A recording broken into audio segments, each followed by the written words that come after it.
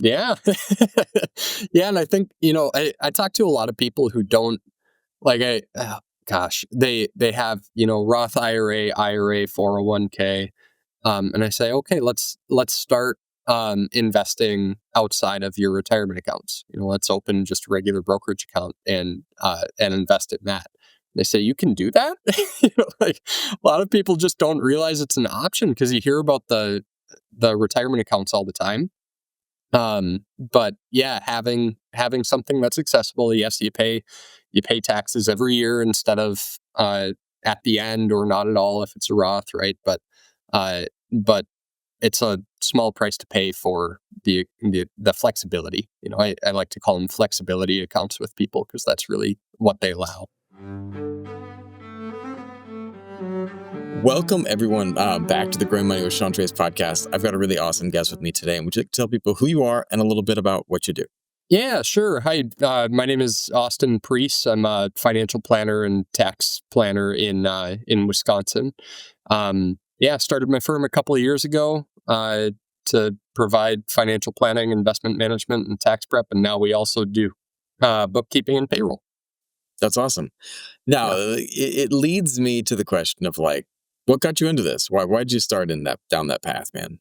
Sure. Yeah. So, I think a lot of people have the origin story of, there was this stock picking class in eighth grade, and that's kind of where mine starts.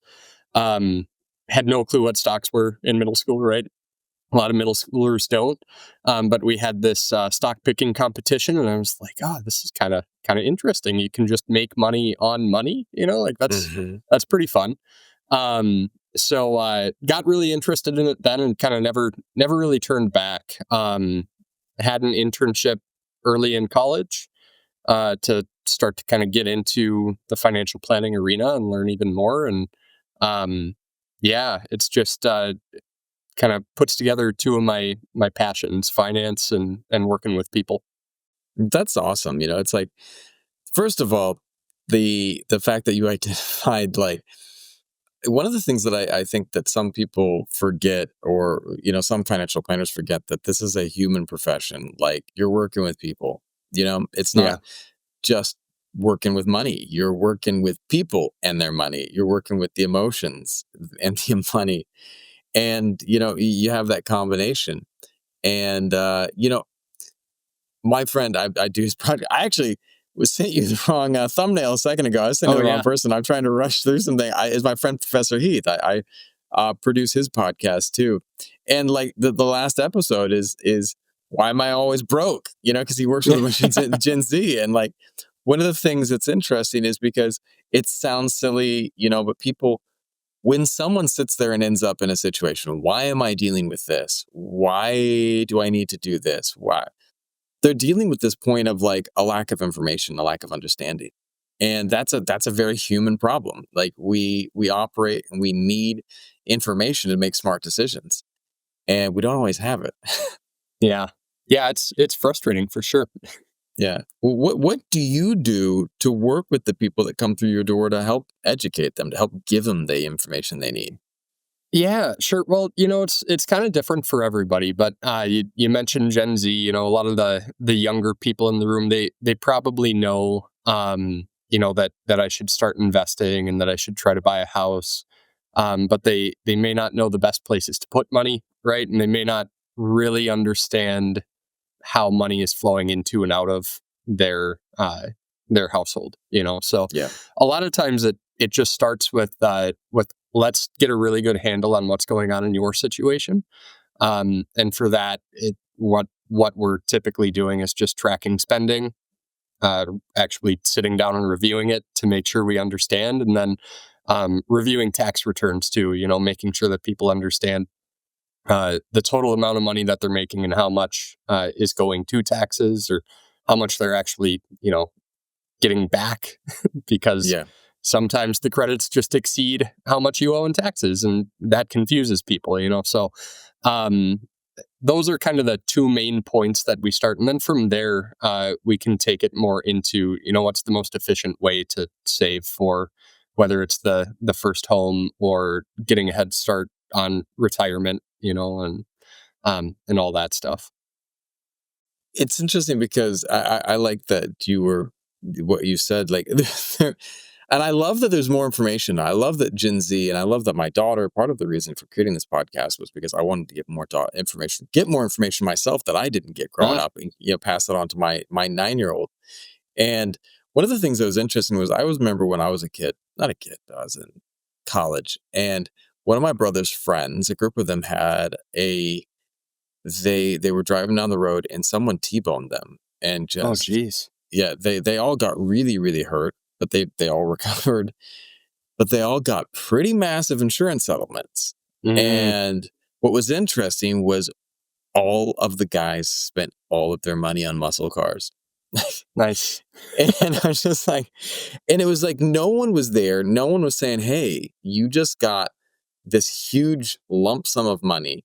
What should you be doing with it?" And I think now, hopefully, the younger generation is a little bit more informed. But again, it comes back to, um, sometimes there isn't that information, and it's like it's great when we start talking about spending. My daughter was coming to me and she was like, "Well, I want this thing. Let's just go get the money out." And I was just like, "Well, we got to figure out and talk to you about how money actually works. That's not Yeah. how it works. You don't go get it. It's like you have to Hmm. have it first. You have to possess it and you have to earn it.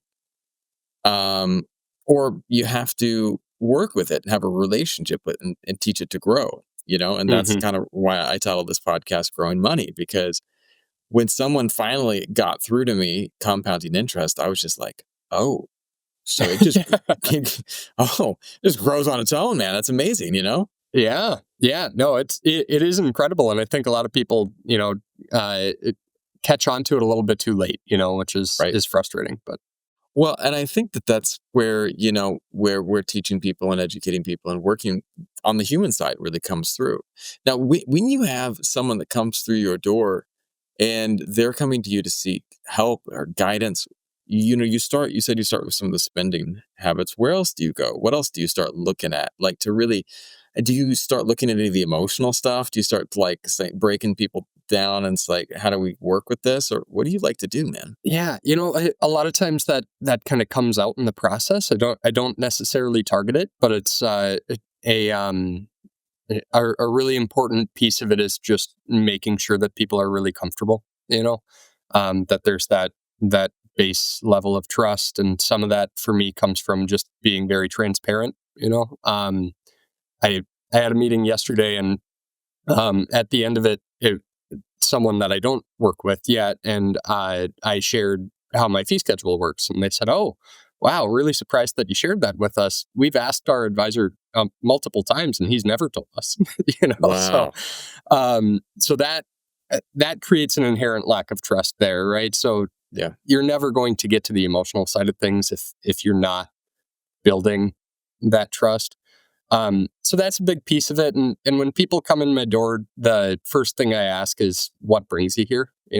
What's at the top of your list? What do you want to talk about? And just starting with their priorities gives you some insight into what matters the most. Sometimes it's what they think matters the most, right? I had a meeting a couple of weeks ago with someone who is renting, and she's like, I know I should be trying to buy a house, but I don't really feel like it. Don't really know where I would buy a house, all that stuff. And so just by starting to have those conversations and asking the right questions, you can really kind of get to the root of what matters. um so I'm not doing any of the like the life Behavioral planning finance. Yeah, questions. yeah, yeah, Yeah, yeah. that stuff. It just kind of it comes out. It would it just wouldn't be authentic coming from me. Is my biggest fear. No, no, but one of the things that you said there is like, what do you want? What are your priorities, man? Like, at Yeah. the end of the day, like, I think that is such a great thing to ask people, and it's something that we so rarely do. You know, Hmm.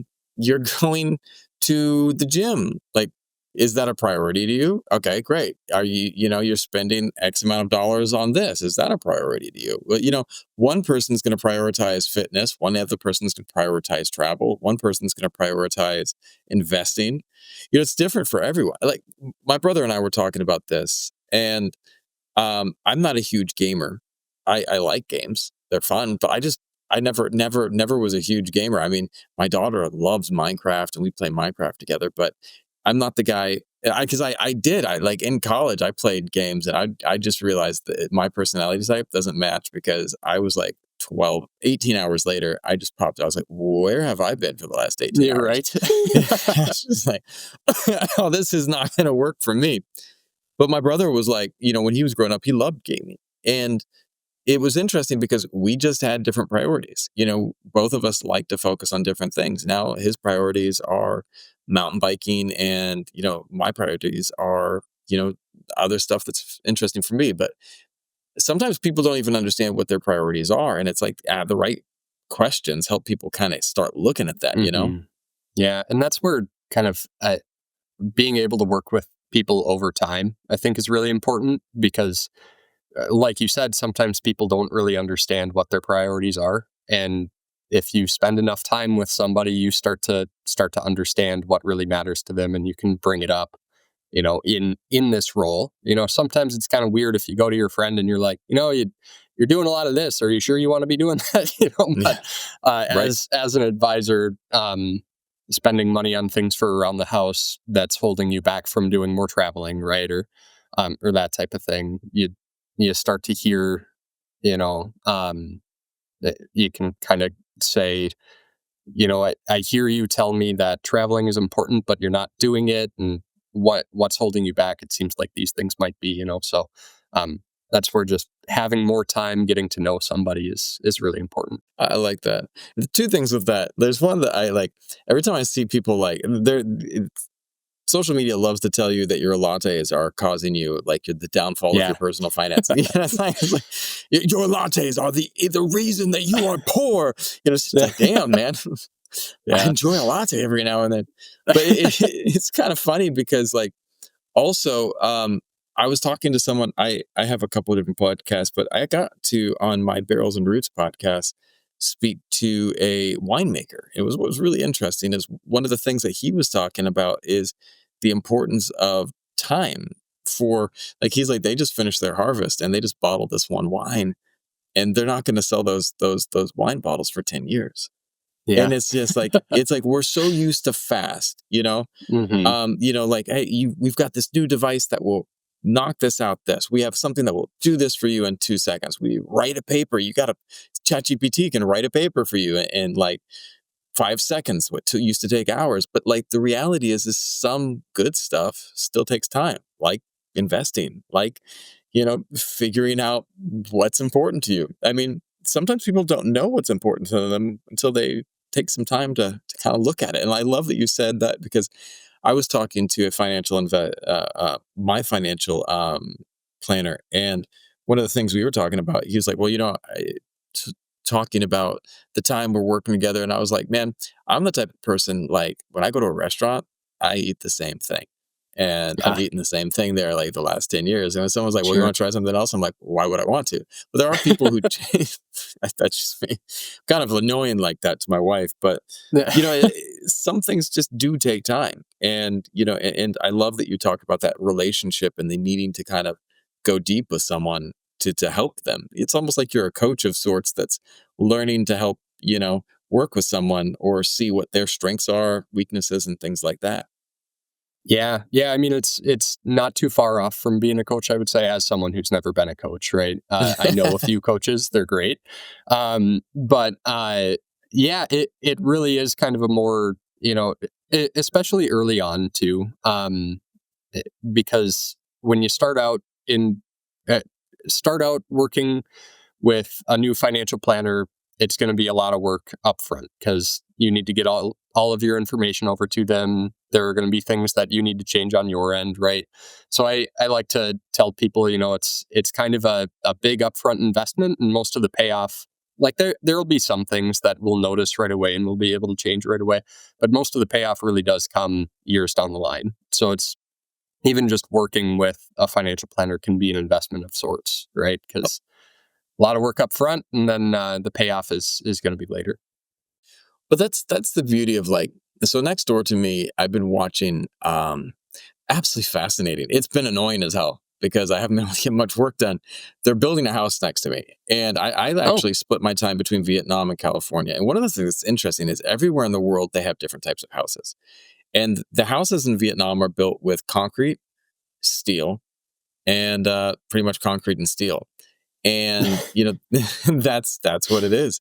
And what uh, was interesting is it's really loud when they build. But one of the things that's interesting is as they're building, um, it takes time. You're laying the foundation for larger things, and then you can't build the top floor of a house until the foundation's laid. You can't build the top floor till the first floor is done, and then you got to do the next floor. And these things that are seemingly monotonous, these things that seem, step by step, actually are absolutely essential to building a house.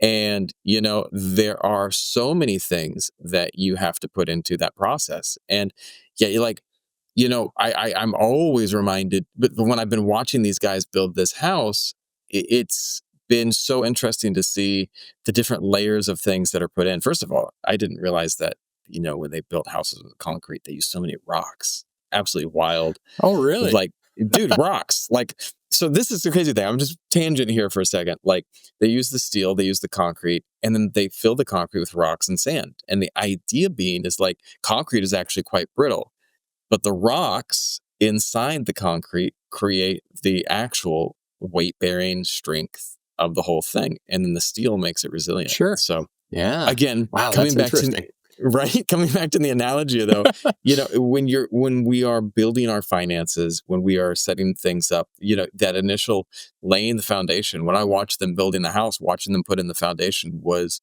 boring. It was, they're digging in dirt.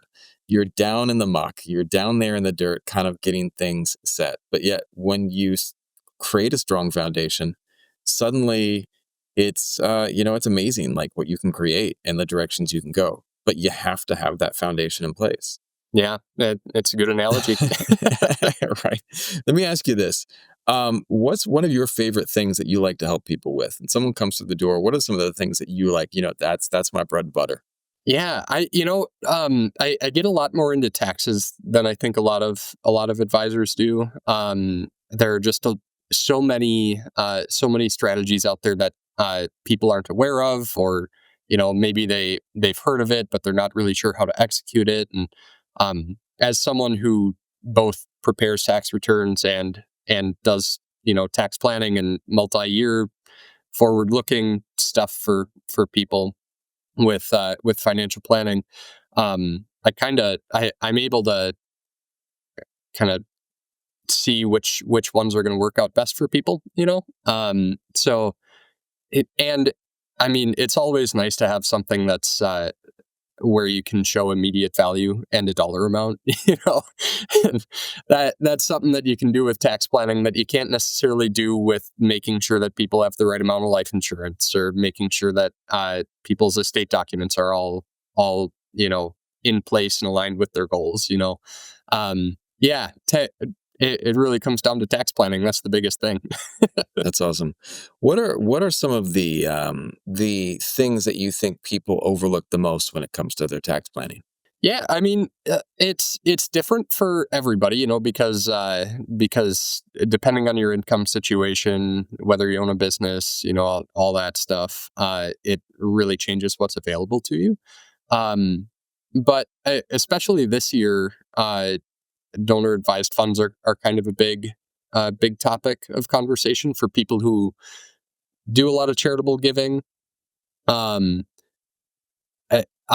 Mainly because the new tax law is changing how much of your charitable contributions you can count towards your itemized deductions.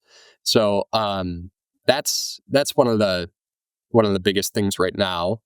Understanding how a donor advised fund can help you kind of bunch a bunch of future charitable contributions all into 1 year. So basically, for people who don't know what a donor advised fund is, say you give $20,000 to charity every year. Maybe that's your church. Maybe that's some other random charity. Um, and because it's $20,000, you're not able to itemize as a married couple. Maybe your itemized deductions don't get up above the standard deduction. If you have a bunch of cash available, or maybe a taxable investment account where you have some gains in some positions, you can make a contribution to a donor advised fund. Uh, Say it's $100,000. Now you have the next 5 years that you can grant out of that donor advised fund to your charities. That $20,000 a year, but you get a deduction for the full $100,000 in year one, right? So that's probably the biggest thing this year that I've been talking with people about. But there are so many other pieces. One of the things that I find when I hear people talk about tax planning that I think that is so interesting to me is that there are ways to do it that people aren't aware of. And like, I think that, a lot of people are just, I remember when I was a kid, again, I'm dating myself horribly. G.I. Joe was on TV, the cartoon, and every cartoon finished with, and knowing's half the battle. And I was like, Yeah. I always loved that line. I don't, whatever they were referencing in that episode, and then the guy pops on, and knowing's half the battle. And that cracked me up because that just stuck with me. I'm not that I can't remember any of the episodes, but like that guy popping up and saying knowing's half the battle is always interesting for me because, um, you know, at the end of the day, though, you can't know everything. And I think this is why it's so Right. important to have someone who is really. I was like talking to someone the other day, and we were talking about do it yourselfers Hmm. and how there are a whole bunch of people who love to try to do it themselves.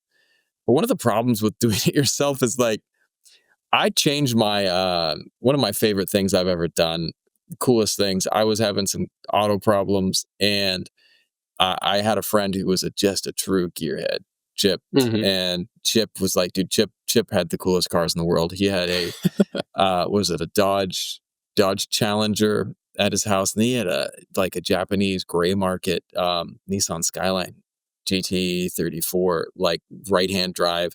How he got that into California, I have no idea. Like, but he would rip around on that thing and like at Florida plates. But one of the things is he took me over to a wrecker down in South LA, and we went down. It's actually in Long Beach, and he's like, "Dude, why pay?" Because I got priced out to fix my starter on my car, and it was really, really, really expensive.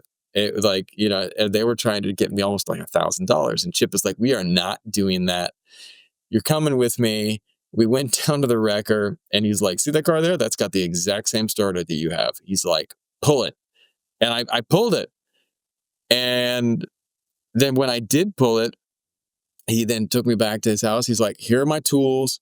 Put it on your car." And I was like, "Dude, I do not know what I'm doing." He's like, "I'm going to have a Yeah. beer. I'll be around if you need my help." And he's like, "Figure out you're not going to mess up the car. And if you do, I'll fix it." And so I just sat there and I pulled the starter, put the new starter on. And one of the things with Japanese engines, I was a Toyota.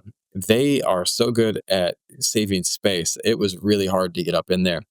And one of the Oh, things I finished, I swapped out my starter, did it myself, pulled it off of a wreck. And at the end of the day, I was like, I did it myself. But I was sitting there, and after I thought about it, I was like, and I never want to do that again. And there's a yeah. couple reasons. Right. There's a couple reasons. You know, I got it right, but if I hadn't have had a trusted person with me within Hmm. Chip, I couldn't have pulled it off. I had the person Right. sitting there guiding me. So even though it seemed like I was doing it myself, I had someone who was extremely knowledgeable who was helping me. Hmm. But yet there was still the challenge of this and that, and you don't have all the information. And if starter, sure, you can't mess it up that bad, but a transmission you can. Yeah. There are some things that if you try it, like you can mess that up to the point where you're not going to be so happy afterwards. And my point being, you can't know everything. And Hmm. sometimes there are 2 points to that. It's really important to have people you trust Mm. that can guide you through the process. I trusted Chip. I still trust him. Anything car related, dude, I will listen to him before anyone else. But if you don't have someone trustworthy, if you don't have someone that you can really feel safe relying on and getting you that information, you feel you are walking blind. And the problem is with taxes is like you might make a decision because you think it's right, but if you're not working with a great professional, that can cost you money. Yeah. Yeah. Yeah. I got to tell you, I wouldn't be able to tell you the difference between a starter and a transmission. So the fact that you did that yourself, very impressive, even with Chip right there with you. Um, yeah, and especially with YouTube now, it's like, Right. well, maybe I'll just search on YouTube. I'm sure I can find what I've got here, and then I can follow the instructions and get it done myself. And um, I've run into big issues with plumbing because of that, and then wound up spending way more. And probably in tax planning, the biggest mistake that I see people make is they get to retirement, they know they have all this pre-tax money, and they don't want to pay taxes anymore. So they convert it all to Roth in 1 year, or sometimes people even just withdraw it all in 1 year. And you know that it's going to be a tax bomb. but but people don't often really understand exactly how that works. They know just enough to get themselves into trouble. And that's one example of where things can just go horribly wrong. But a lot of times it's smaller things that you may not even notice over decades, right? And then you come and meet with somebody because it's, you want to retire in 5 years. And at that point, I'm not going to tell you that you've been making this big mistake for 30 years, So it never, because you can't fix it. And I don't want to make people feel like they've completely failed, but Right. sometimes that type of thing happens, which is part of the reason that I try to work with people who are younger so that we can get ahead of stuff like that. I I was I've been working with my daughter on some posture because my family, Ah, everyone rounds. yeah. People round in my family really bad. Everyone's tall. We have a really tall family, Oh, but yeah. and like everyone just avoiding doorways and things. Ah, My cousins were crazy tall, and my daughter has got those genes. She is super tall. She's 9 years old, and she's already like she's up to here on me, and I'm 6 foot oh, one. So I mean, oh, wow. she is a tall girl, and Man, yeah, she's going to pass her mom up this year most likely. So it's wild. But if you one of the things I started talking to the chiropractor, he said, when people come to me, oftentimes their posture's so set, and you have to like the reality is it's way easier to start fixing something before it's even a problem than to wait hmm, and try to rectify it. Because he's like, yeah, to try to correct things after the fact is not an easy or fun thing to do. It can be painful. It can feel like pulling teeth. But if you're working early on and you have a plan, you can get through it. I remember, even the most challenging of things, if you can have a plan and you can work it step by step. And this is one of the things that I loved when I started working with a financial planner. I called up my financial planner and I was just like, I dropped everything on him and I was just like, this is where I'm at. Because I'll say this, like I have this podcast and I am finding out wonderful information, learning so much, but I am not the picture of like what you should have done. I've got things that I'm sure. fixing. I've got student loan debt that I'm working through. Hmm, And that was part of the reason for starting the podcast was because I was sitting there looking at this stuff going, how do you get to the side of this? And it can feel things can all feel overwhelming. Whether you are, you know, and this isn't about wealthy or not wealthy, because the person who has a massive amount of retirement savings pre-tax and they don't know how the steps to getting that out and converting it and doing it the right way, that can feel daunting. The person who is dealing with a large amount of debt, figuring out how they're going to pay down the debt, can feel daunting. But again, what I like is, and what I think this is so powerful is when people, start breaking down the process, and say, all right, well, what can we do? With my team, I have a video production company, and we work doing post production. And so we do about 1,000 videos a month for clients, and oh, short wow. form, long form. We do a lot of videos, Yeah. and we had a revision that we had to go through and do for a client, and it was about 120 videos that we had to do in 2 days. And Wow. my team was like, "We're like, what are we going to do?" And I said, "We do the video that's in front of us, and what do we do after that? We do the next one, and then after that, we do the next one." And one of the things that I think, and we knocked it out in 1 day, which is Wow. absolutely awesome. We went through, we did Yeah. all these revisions, we re-exported in 1 day, but I attributed it our speed to not overthinking it into just, again, breaking things down into manageable bite-sized pieces, which I think whether it's tax planning, investing, man, I wish more people could make things that bite size and just get you through it, you know? Yeah, yeah, for sure. I mean, and I don't know, the strategy that I take when it comes to financial planning, because a lot of times people come to me for one thing, it would, whatever it is, it's different every time. Last night I had a meeting. We want to pay less in taxes. Okay, I never hear that, but Right. um, but so then we start with that, and then I say, okay, here are a bunch of other things that I'd like to help you get in order. And we again prioritize and figure out what we want to take care of first, and recognize. In my case, it's not all going to happen in a day or two, right? It's going to happen over a couple of years. But yeah, just making sure that people understand what the path looks like, I think, is the biggest, most important part of that.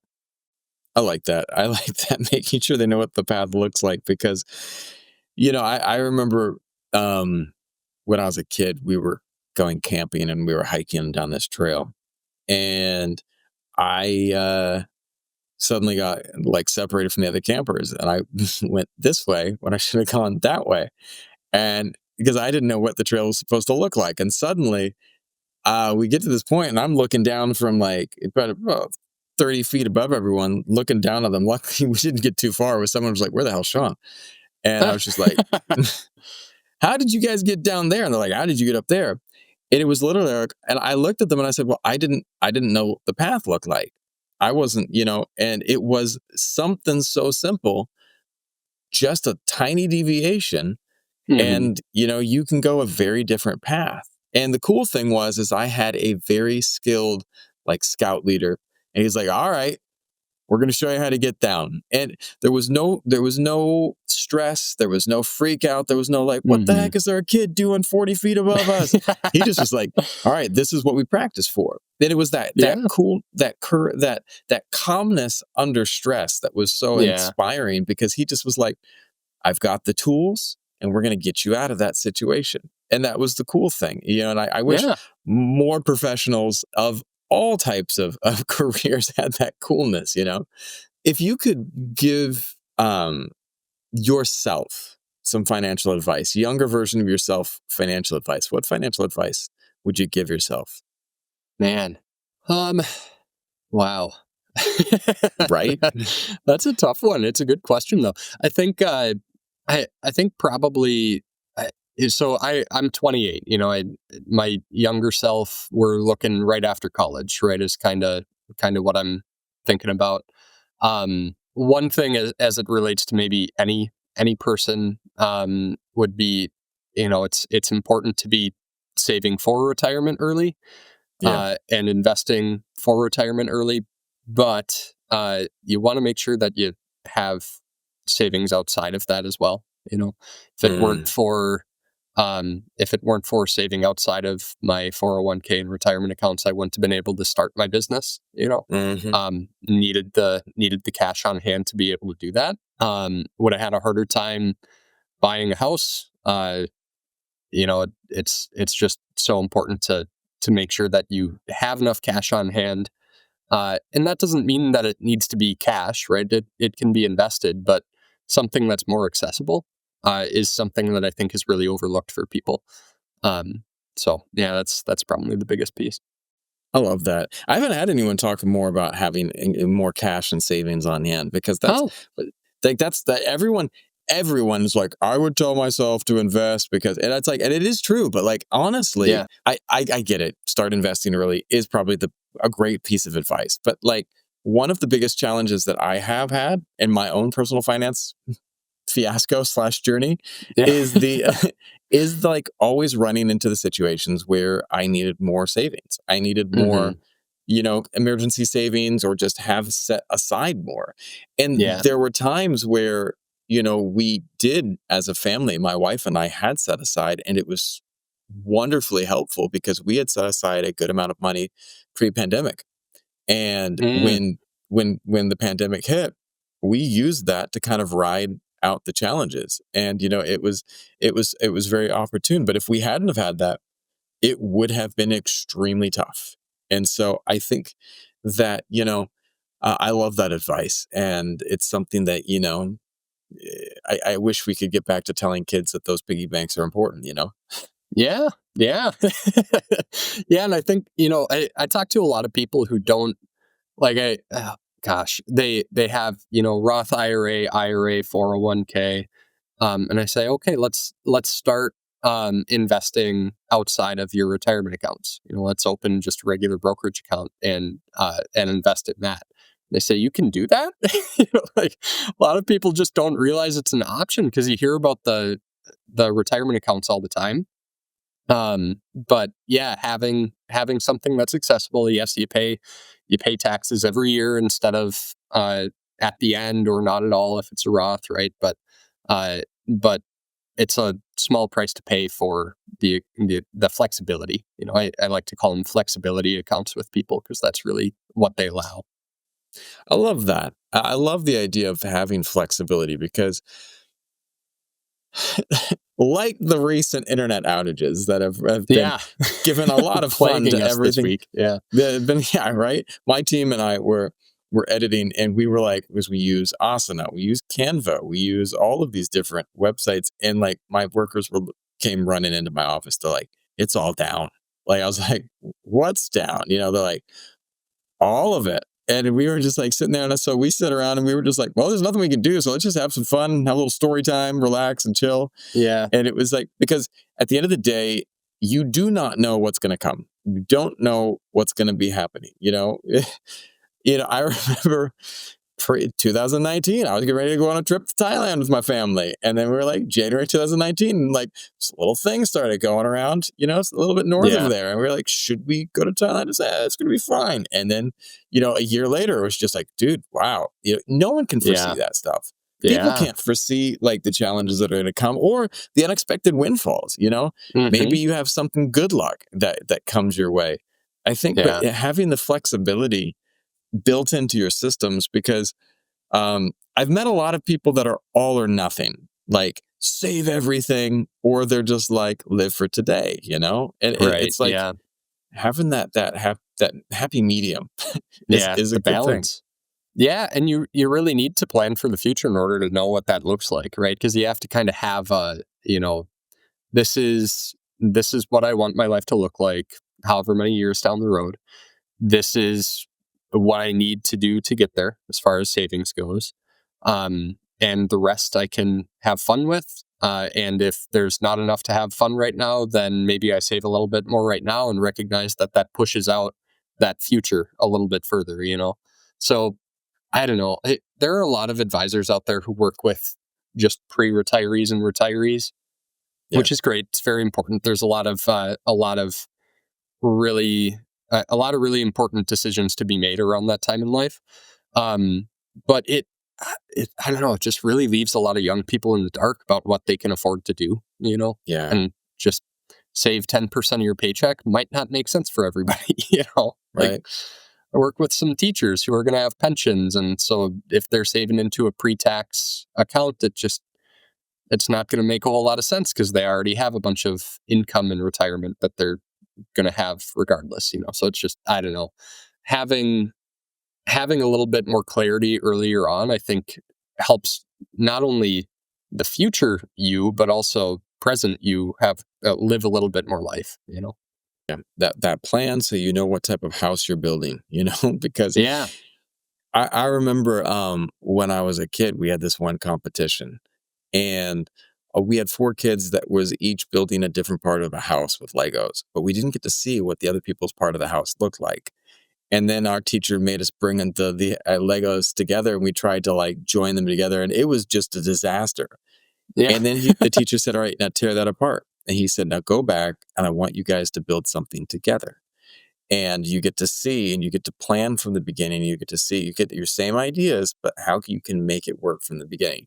It was one of the Yeah. greatest activities I had about planning and like people working Yeah. together versus working apart, because suddenly, four minds were able to come together and create something even more beautiful. But like that first round, it was rough. It was really Yeah. rough. We tried our Teachers best, are but amazing. right.